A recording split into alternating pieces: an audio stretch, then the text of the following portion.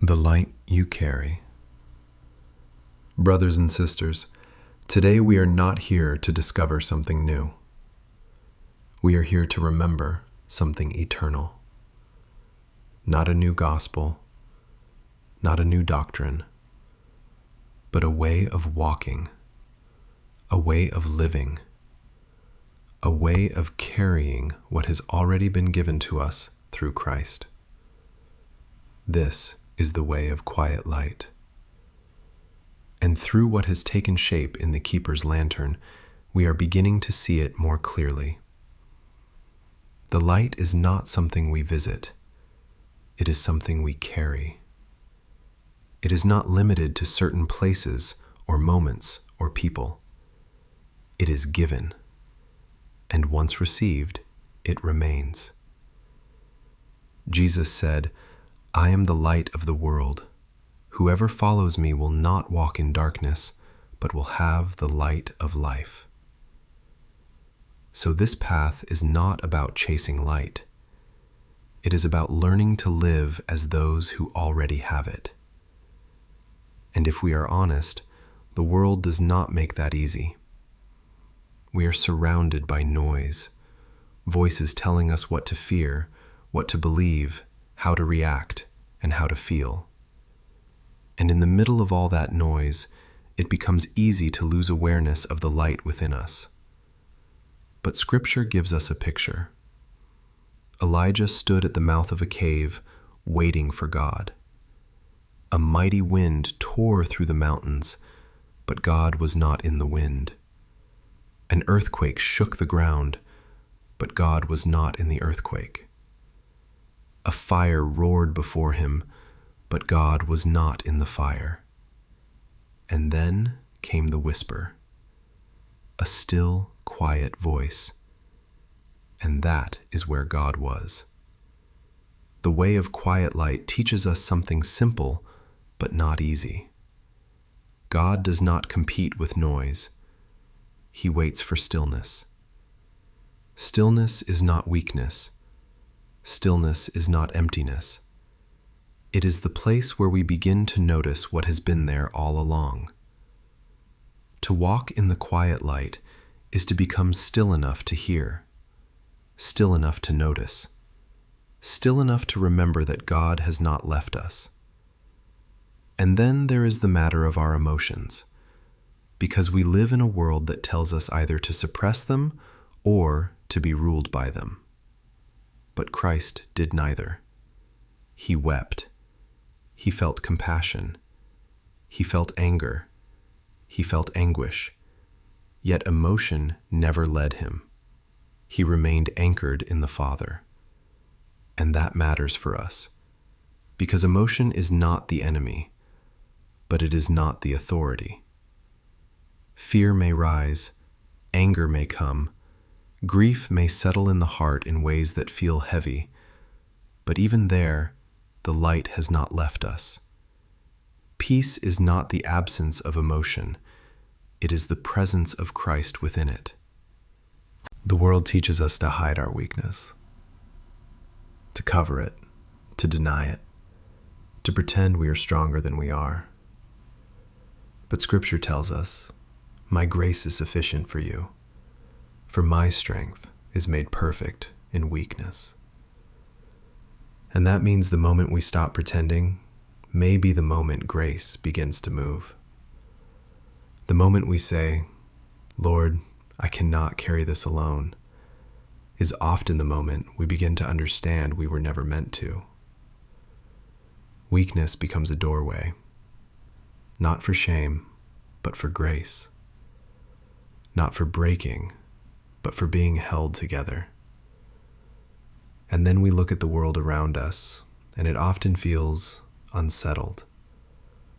Relationships strain, families struggle, nations rage, and sometimes even our own thoughts feel restless. But chaos does not mean God is absent. Scripture reminds us, in all things, God works for the good of those who love him. Not only in what is easy, not only in what is peaceful, in all things. The quiet light teaches us that even in chaos, God is still at work, shaping us, refining us, forming something within us that can hold steady. So instead of panicking, we learn to trust. Instead of reacting, we learn to listen. Instead of being carried by the noise, we return to the light. And then there is the way we live with others. Because people often chase power without truth, or truth without mercy. But Christ carried all three. Truth that confronts, power that restores, mercy that heals. When these fall out of balance, something is lost. Truth without mercy becomes harsh. Mercy without truth becomes empty. Power without either becomes harmful. But the way of quiet light calls us higher, to speak truth without cruelty, to show mercy without losing what is right, to carry strength without needing to prove it. Jesus said, "Whoever wants to be great among you must be a servant." And so we learn that greatness in the light is quiet. It is steady. It is faithful. It shows itself through love. We all carry things: fear, shame, resentment, exhaustion, old wounds that return in quiet moments. And Christ came for this reason. He has sent me to proclaim liberty to the captives.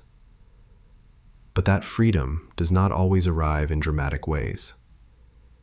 It comes through truth, through grace, through surrender. When something is brought fully into the light, it begins to loosen. And over time, the weight lifts, the hold weakens, and the chains begin to break. And what begins to take shape is something different, a different kind of person, not loud, not performative, not self-focused, but calm in conflict, steady in difficulty, gentle in spirit, faithful in service, clear in truth. This is what it means to carry the light, not just to believe in it, but to live it into our homes, into our work, into our hardest moments, into the lives of others. Because the light was never meant to remain hidden. The light shines in the darkness, and the darkness has not overcome it. Darkness will press in. It will whisper. It will try to wear us down. But the light has not left us, because it was never ours alone. It is Christ within us, the Spirit sustaining us, the Father guiding us. And when we walk in that light, we are not alone. So when the world feels dark, let us ask where we are being called to carry it. Lord, teach us not only to see your light, but to carry it. Make us still enough to hear you, honest enough to surrender, and steady enough to trust you. Walk with us through what feels uncertain. Shape us through it. And loosen every burden we were never meant to hold alone. Make us people who carry your presence quietly, faithfully, and without fear. Let your light be seen in how we live and how we love. May your flame remain within us, steady, unshaken, and alive. The flame remains. Amen.